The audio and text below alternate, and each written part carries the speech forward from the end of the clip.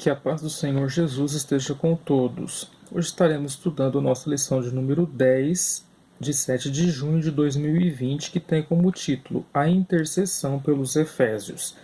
Texto áureo, Carta de Paulo aos Efésios, capítulo 3, versículos 14 e 15, que diz assim: Por causa disso, me ponho de joelhos perante o Pai de nosso Senhor Jesus Cristo, do qual toda a família nos céus e na terra toma o nome. Verdade prática. Devemos interceder pelos eleitos de Cristo para que eles sejam fortalecidos de poder, vivam em comunhão e exercitem o amor de Deus. O texto áureo da nossa lição está na carta de Paulo aos Efésios, capítulo 3, dos versículos 14 ao 21. Por causa disto, me ponho de joelhos perante o Pai de nosso Senhor Jesus Cristo, do toda a família nos céus e na terra toma o nome, para que, segundo as riquezas da sua glória, vos conceda que sejais corroborados com poder pelo Espírito, pelo seu Espírito no homem interior, para que Cristo habite pela fé no vosso coração, a fim de que, estando arraigados e fundados em amor, poderdes perfeitamente compreender com todos os santos qual seja a largura e o comprimento e a altura e a profundidade, e conhecer o amor de Deus que excede o amor de Cristo que excede todo o entendimento, para que sejais cheios de toda a plenitude de Deus. Ora, aquele que é poderoso para fazer tudo muito mais abundantemente além daquilo que pedimos ou pensamos, segundo o poder que em nós opera. A esse glória na Igreja, por Jesus Cristo, em todas as gerações, para todo sempre. Amém.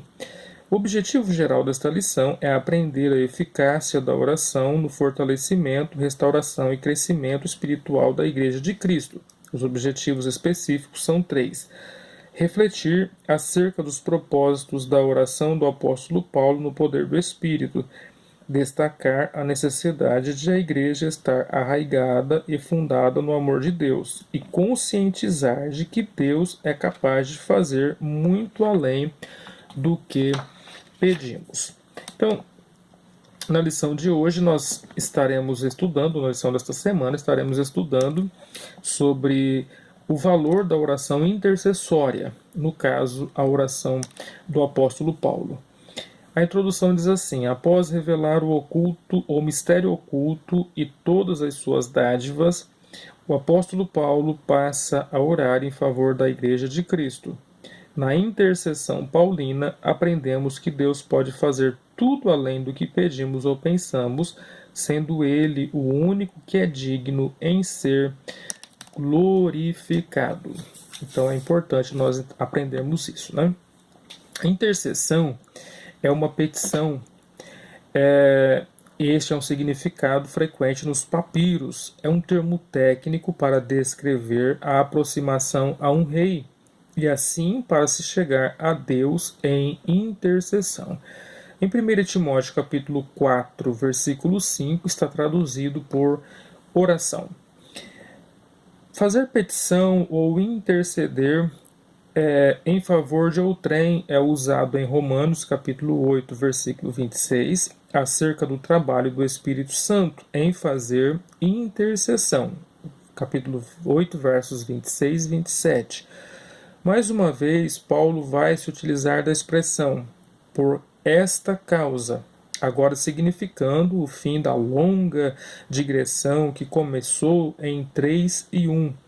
A causa a qual o apóstolo se refere está no capítulo 2. Esta causa é a extensão da misericórdia divina e da graça salvadora para os gentios, concedendo-lhes privilégios idênticos aos dos judeus por Jesus Cristo. A causa fornece a base para a petição do apóstolo, ao recordar que os gentios sentiram o gozo da reconciliação da cruz, tiveram a paz proporcionada pela relação de concerto com Deus e foram incorporados à família de Deus, Paulo se sentiu impelido a orar. O pedido de sua intercessão é para que estes novos cristãos experimentem em sua totalidade todos os privilégios espirituais concedidos por Deus aos homens. Então é sobre isso que nós estaremos estudando, né? O primeiro tópico desta lição, que está dividido em 3 tópicos, é corroborados com o poder do Espírito. O segundo tópico é arraigados e fundados em amor. E o terceiro tópico é a bênção de Deus excede o pensamento humano. Então o primeiro tópico está dividido em 3 subtópicos: as riquezas de sua glória, fortalecidos com poder e habitados por Cristo. O apóstolo inicia sua oração ao Senhor com um pedido duplo: o poder do Espírito no homem interior e a presença de Cristo nos corações dos crentes. O poder do Espírito no homem interior, esse poder que faz com que o cristão ele possa vencer, né, no homem interior, e Cristo, a presença de Cristo no coração dos crentes. A presença de Cristo é tudo na vida da igreja, na vida dos cristãos.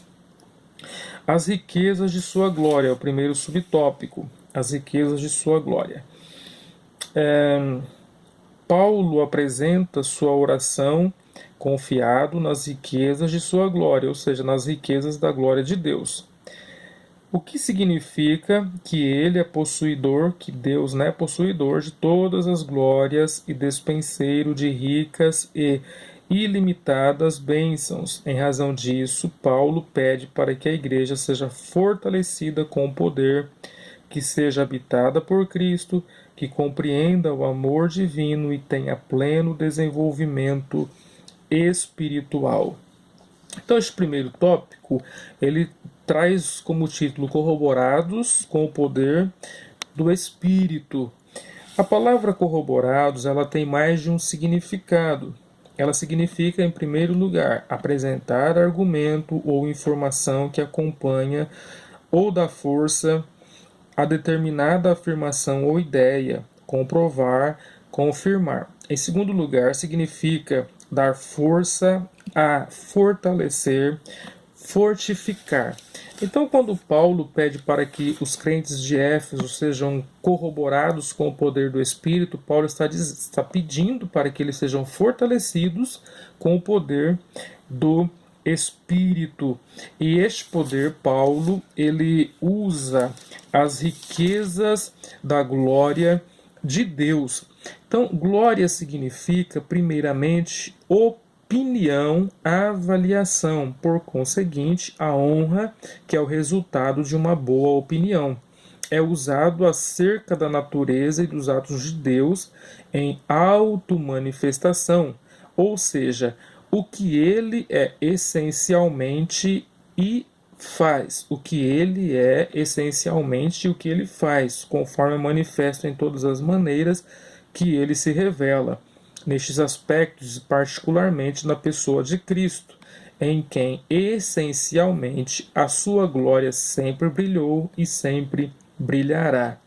Observe que Paulo ele está falando das riquezas da glória de Cristo, e na oração intercessória ou sacerdotal de Cristo pelos discípulos e pela igreja, Jesus diz: eu lhes dei a glória que a mim me deste, para que sejam um, assim como nós somos um. João 17, 22. Neste aspecto, podemos compreender que tanto Cristo quanto Paulo buscavam a unidade do corpo de Cristo, ou seja, da igreja. E para que isso se manifeste, para que a glória se manifeste, é necessário que a igreja esteja em união. E era por isso que tanto Cristo quanto Paulo orava pela unidade da igreja. Segundo subtópico, fortalecidos com poder. O primeiro pedido do apóstolo é para que a igreja seja corroborada, seja fortalecida com poder pelo seu espírito no homem interior.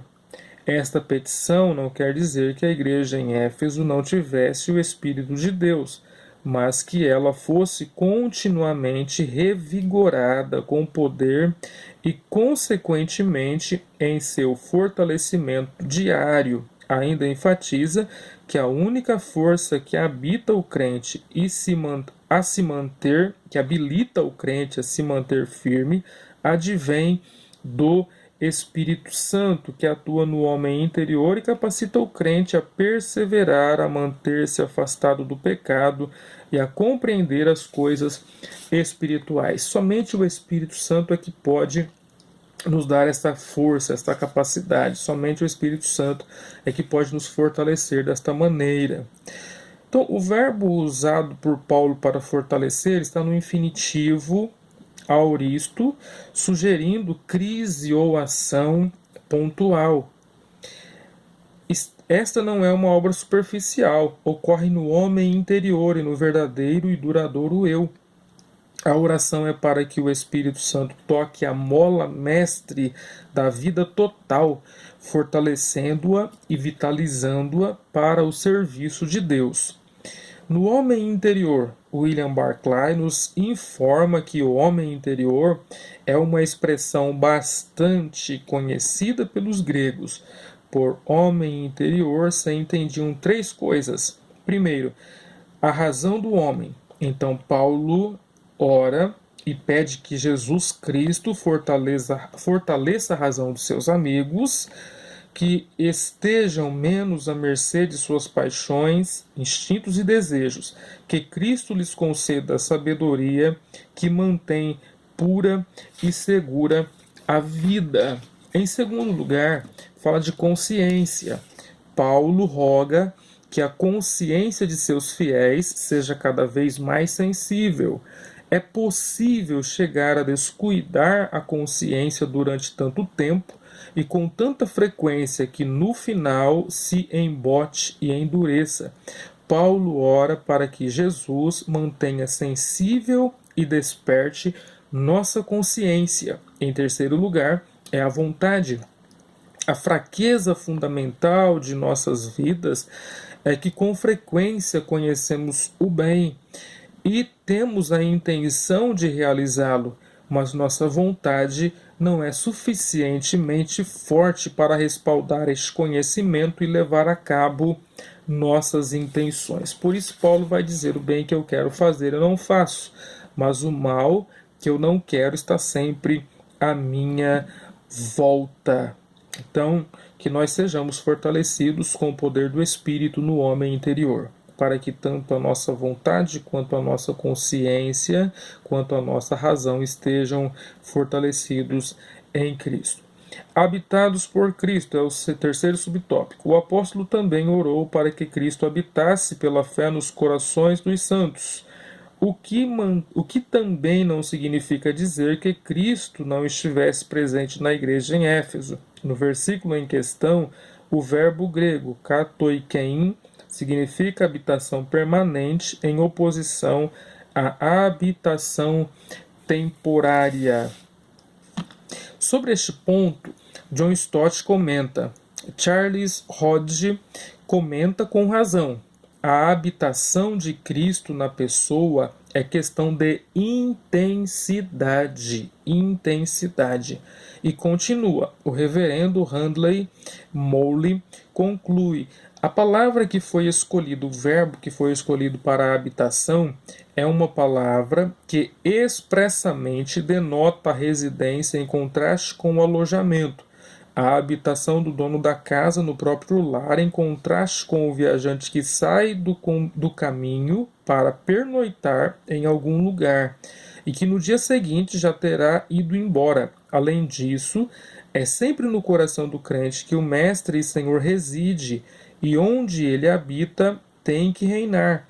E ele entra não somente para animar e consolar, mas acima de tudo para reinar. Então Cristo quer fazer habitação permanente em nós para reinar, para ser Senhor de nossas vidas, de todas as nossas atitudes, de tudo aquilo que nós fazemos. Então que Ele habite em nós permanentemente. O segundo tópico: arraigados e fundados em amor. O amor é a mensagem central do Evangelho de Cristo. Um dos propósitos da oração de Paulo foi para que a igreja entendesse e exercitasse o amor de Deus. Este tópico está dividido em 3 subtópicos. Primeiro subtópico: amor a virtude cristã. Segundo subtópico, arraigados e fundados em amor. E terceiro subtópico, a intensidade do amor de Cristo. Vamos lá. Primeiro subtópico, amor à virtude cristã. Nas Escrituras, o amor é atributo divino. 1 João 4:8. Aquele que não ama não conhece a Deus, porque Deus é amor. E Deus é um amor em atividade. Né? Deus é um amor que ele não só amou, mas ele demonstrou o seu amor para conosco, dando seu Filho Jesus Cristo. Foi por amor que Cristo se entregou para o resgate da humanidade.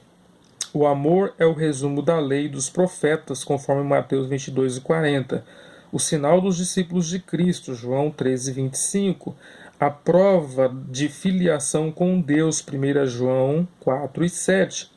E deve ser expresso por meio de atitudes concretas. O amor é a maior de todas as virtudes e o princípio que norteia o fruto do Espírito. O que o comentarista está querendo dizer quando ele diz que o amor deve ser expresso por meio de atitudes concretas? Que nós não devemos amar somente de boca, somente de palavras, mas que nós devemos amar demonstrando as nossas atitudes, né? As atitudes falam mais alto do que as nossas palavras, então que nós possamos amar, mas não somente de palavras, mas, sobretudo, através das nossas atitudes.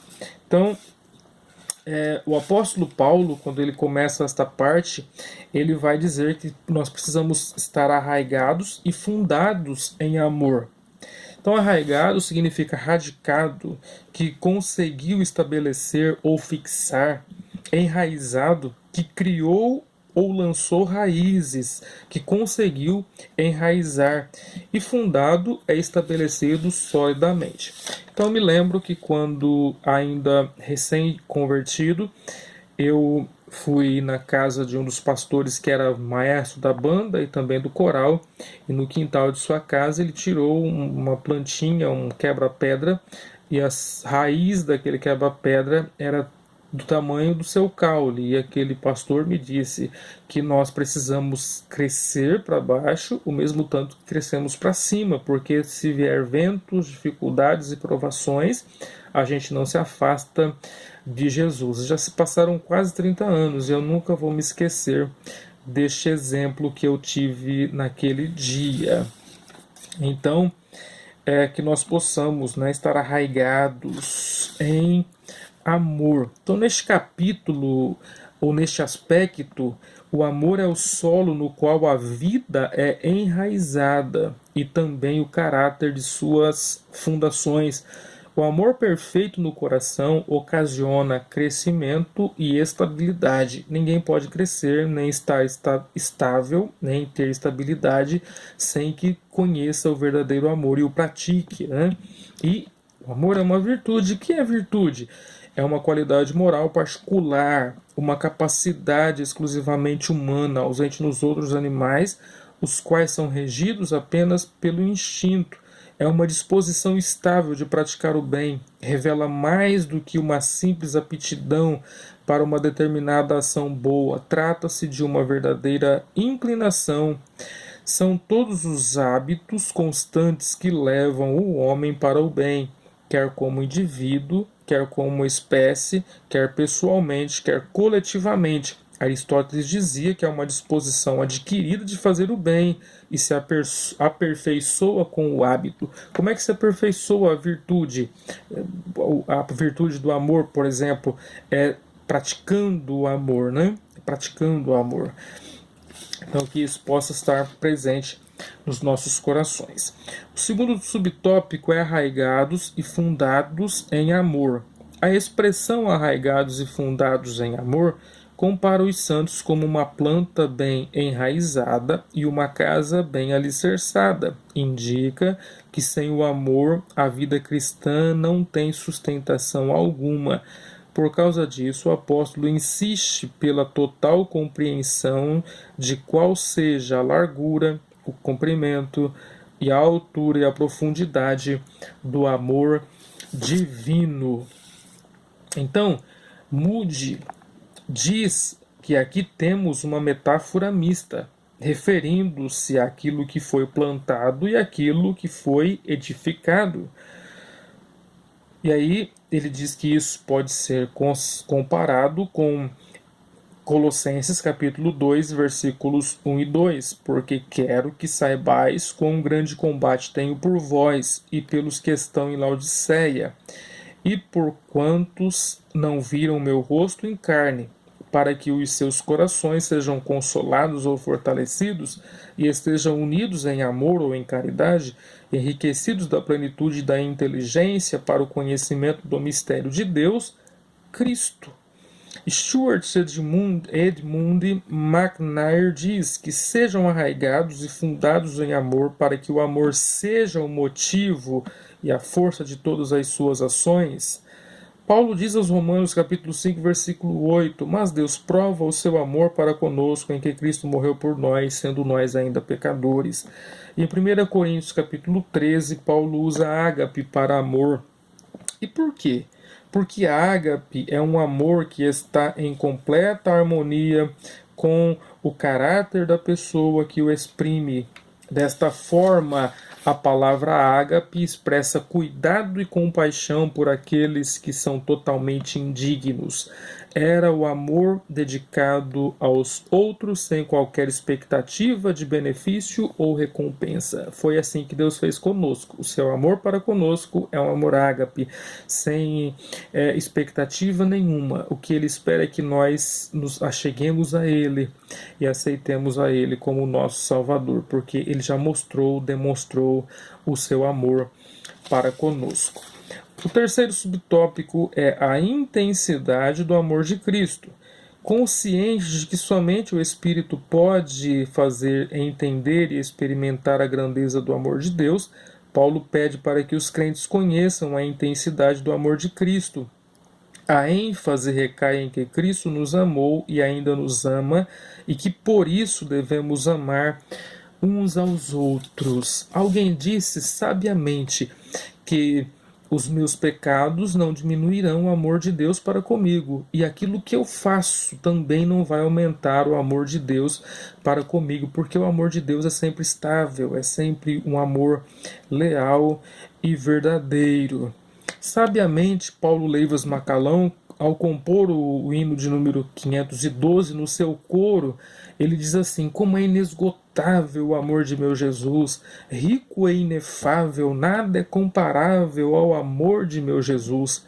HMW, no hino 35, em seu coro, ele diz assim: quem pode o seu amor contar? Quem pode o seu amor contar? O grande amor do Salvador, quem poderá contar? Jerônimo dizia que o amor de Cristo alcança as alturas para incluir os santos anjos, as profundidades para incluir até os espíritos maus e os demônios do inferno. Seu comprimento cobre os homens que se esforçam numa marcha na subida, e em sua largura abrange os homens que correm à deriva, apartando-se de Cristo por seus maus caminhos. O terceiro tópico desta lição, a bênção de Deus excede o pensamento humano e está também subdividido em 3 subtópicos: a dimensão das bênçãos divinas, o convite para a adoração e a glória a Deus. Em sua audaciosa intercessão em favor da Igreja, o apóstolo ensina que Deus é capaz de fazer muito além do que pedimos e que o eterno deve ser glorificado para sempre. Primeiro subtópico, a dimensão das bênçãos divinas.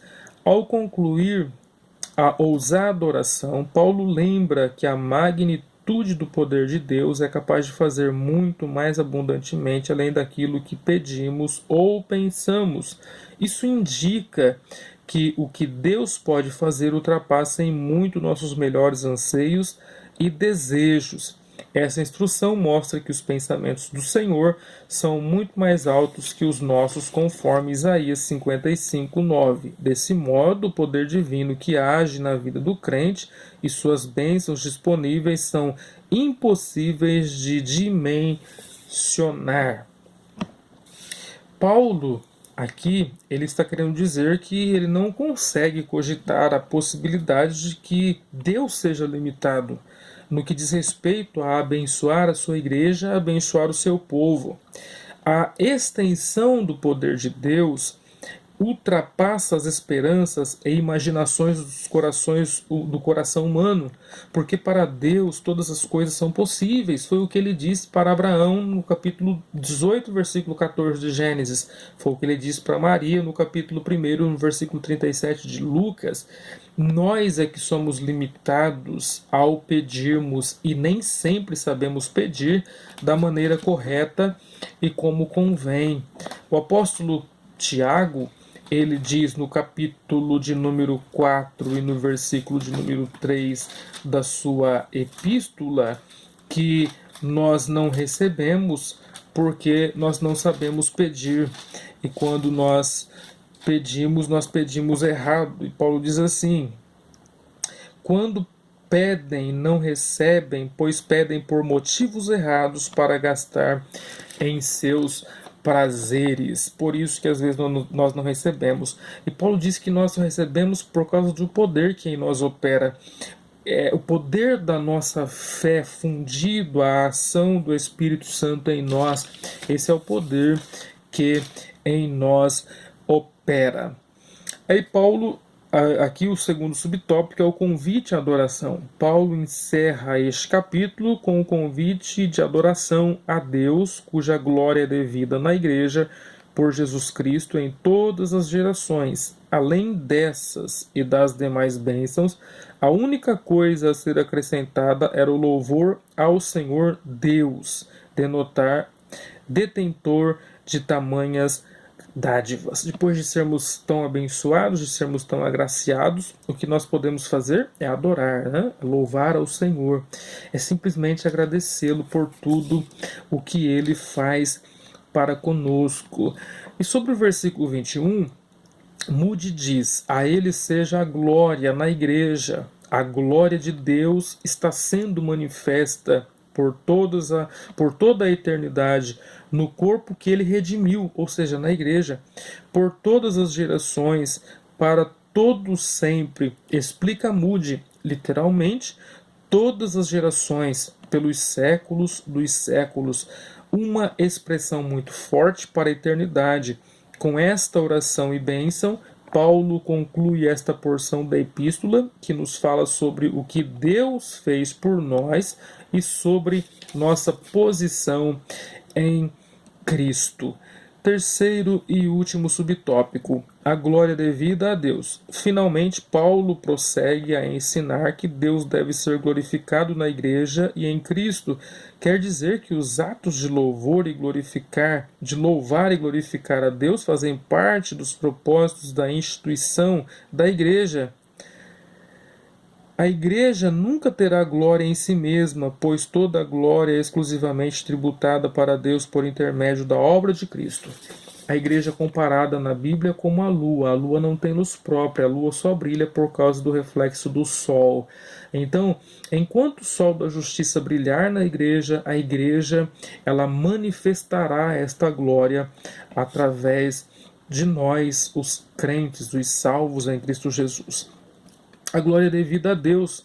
John Stott diz o seguinte: acrescentar mais alguma coisa não seria apropriado, a não ser a doxologia. A ele seja a glória. Exclama Paulo: a este Deus com poder para ressuscitar, ao único que pode fazer com que o sonho se torne realidade. O poder vem da parte dele e a glória deve ser dada a ele.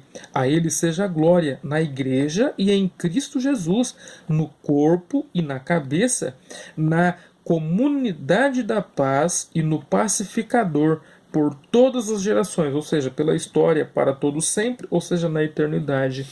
Amém. Conclusão: a ousada intercessão de Paulo anelava o fortalecimento da igreja. O apóstolo tinha consciência de que o perseverar do cristão dependia de 4 princípios basilares, os quais ele pediu a Deus em oração: fortalecimento de poder, a presença plena de Cristo, o intenso exercício do amor de Deus e o contínuo crescimento espiritual até encontrar a perfeição. Que esse seja o nosso objetivo, que esse seja o nosso alvo, buscarmos sempre o fortalecimento de poder, a presença plena de Cristo, o intenso exercício do amor de Deus e o contínuo crescimento espiritual até encontrar a perfeição. Que assim Deus nos abençoe. Se este vídeo, se esta mensagem trouxe a você alguma edificação, compartilhe, dê o seu like e se inscreva no canal. Que Deus abençoe a sua vida em Cristo Jesus, o nosso Senhor. Amém.